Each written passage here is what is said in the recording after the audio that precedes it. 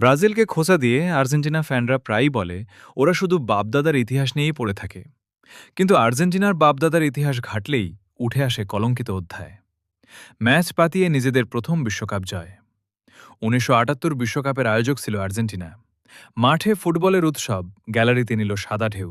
কিন্তু মাঠের বাহিরে দেশটি ছিল সামরিক শাসনের অধীনে।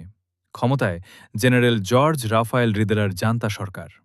দেশটি জুড়ে তখন চলছিল দমন, পীড়ন, গুম-খুন আর নির্যাতনের ভয়াবহ অধ্যায়।